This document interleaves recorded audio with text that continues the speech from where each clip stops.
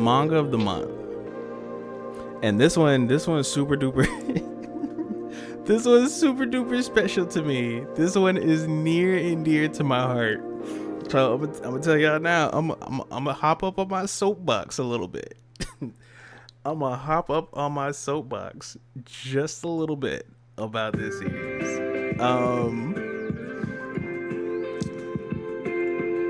This is kind of in my ear. We're just bringing it down just a little bit. Just a little bit. Hope the music ain't bumping too hard.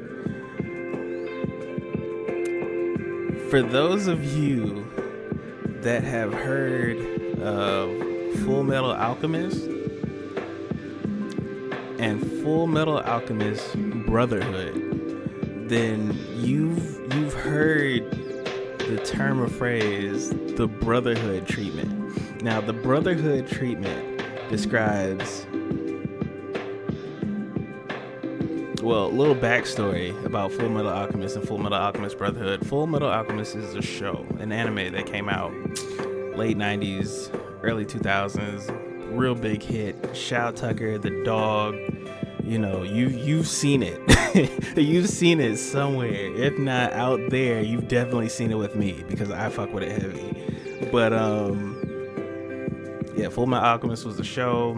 It was a hit. It was great.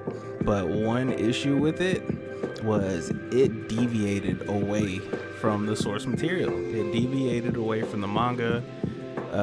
Like they changed a whole bunch of stuff, you know, and like they basically changed the story. It wasn't the same story. It was watered down, and like they just completely changed. They left stuff out. The door of it's either door of truth, door of knowledge, one of those two.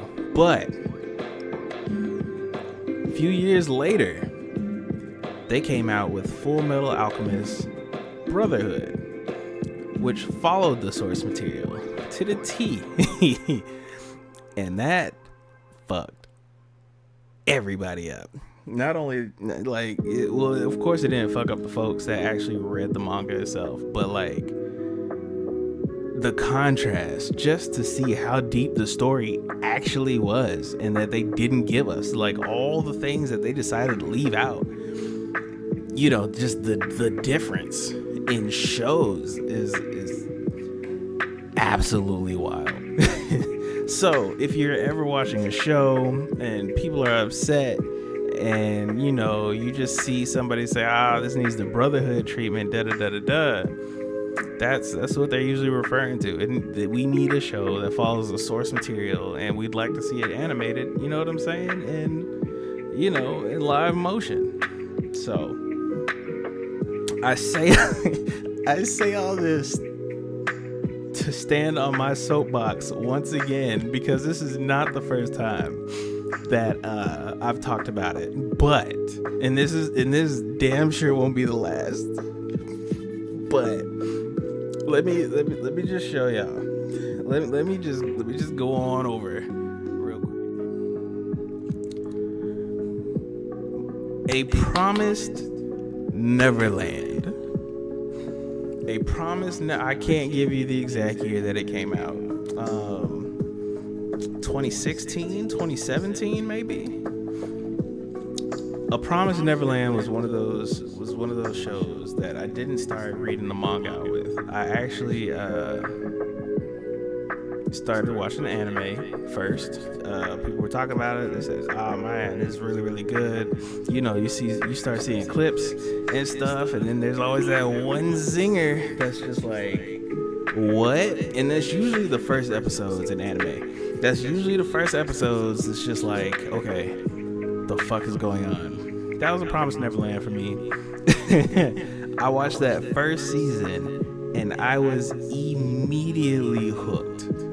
Like, I can't even really tell you too much about the story. First of all, the art's absolutely amazing, but I can't tell you too much about the story because literally there's just so many twists and turns that'll give some stuff away. I can say it follows these three orphans, And you know, if when you turn 16 and you pass this test, you know, you move on. You move on, and these kids don't know exactly where their friends and stuff are going, but they know that they go, and they never see them again. That's probably about the basis. the basis of as much as I can say. As you can see in some of the pictures, it's way deeper than rap. They get out, they plan this escape route, and they find out that it is a big ass world out there. Man, when I tell you, I jumped to the manga so fucking fast. After that last episode ended, I went straight to Shonen Jump. I went straight to Shonen Jump, and I found this, and I started reading it. And I have never been so hooked onto a manga so fast. I think Attack on Titan might have been the only one before it. I think I started Attack on Titan and, you know, was going through the motions of like waiting for like a new chapter every month. I think it was a chapter every month or every other week. But A Promised Neverland, I was on watch. I was on duty. You couldn't tell me when a new chapter. I was in forums and feeds and, you know, the theories. Man, I was all in for A Promised Neverland. A Promised Neverland literally had me on the edge of my seat damn near the entire series. It was just so good. And then hard stop, and then the second season was announced. Now, I had never seen the second season for the simple fact that this was one of the shows where I said, I'm gonna let all the episodes come out, you know what I'm saying, and then we're just gonna binge it. We're gonna watch it all together, you know what I'm saying. It's not gonna be week to week because like I've read the manga, I know what's up. I'm just excited to watch it, you know. But as we're going week to week, I seen a post on Facebook. I don't remember if it was just like a shared post or somebody made mention of it, but they said, "Oh, Promised Neverland was so good. I'm gonna miss it. Like, you know, it's over."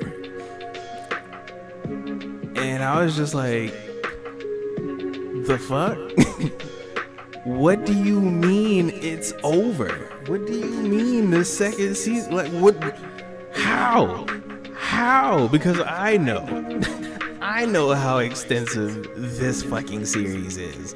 So to hear that it ended, and not even in a 24 episode series, 12 episodes. 12 episodes from season 1 to season 2 was 24 episodes, and they ended it all in those 24 episodes. I refused to believe it. And then, you know, I do a little research, I do a little digging, come to find out there is a whole arc and a half that they decided to skip and just kind of went straight to the ending.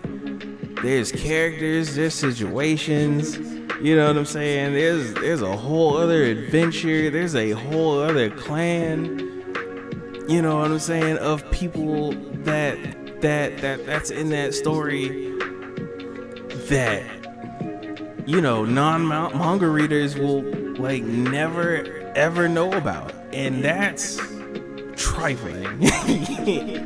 I can't speak, you know, because I'm just a consumer. I can't speak on, you know, animators and budgets and and things like that. But man, if there was ever a show, in my opinion, if there was ever a show that needed the brotherhood treatment, it's absolutely A Promised Neverland. There is so much going on in that manga that the anime just did not do it justice. It didn't do it justice at all. First season did it tremendous justice. Like that's what got me hooked. That's what got me here talking about it today. But to end it the way that they did, absolutely criminal.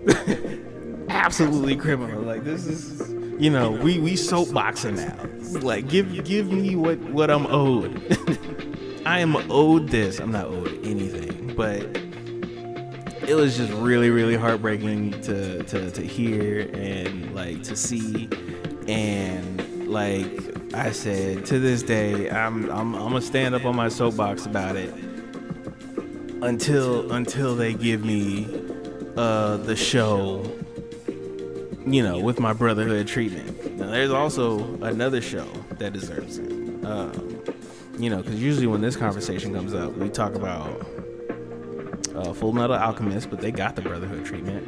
And then Tokyo Ghoul is right behind it. Right behind it. Same thing happened to Tokyo Ghoul.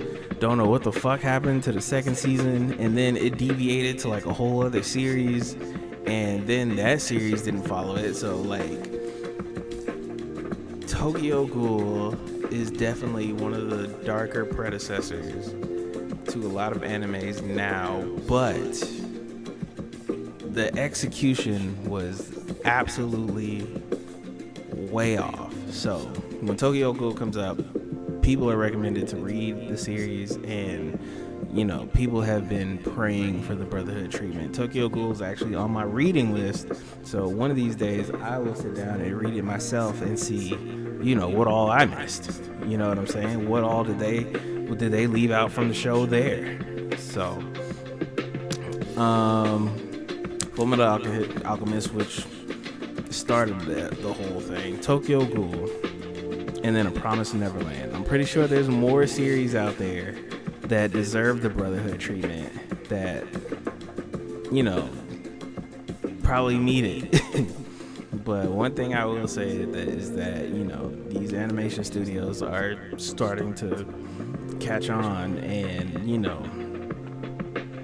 following the main sources, and just giving us a live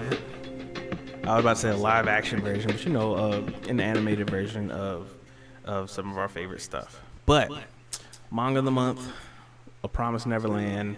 If you haven't read it, please go read the manga. I can't remember how many chapters. I think it's maybe like 150 something another. It's not super duper long, but like watch the first season just to get an idea, just to know what you're hopping into. Or if you're just a reader like that, just read it. But like give it a chance. I can only say so much about it. It's such a great series.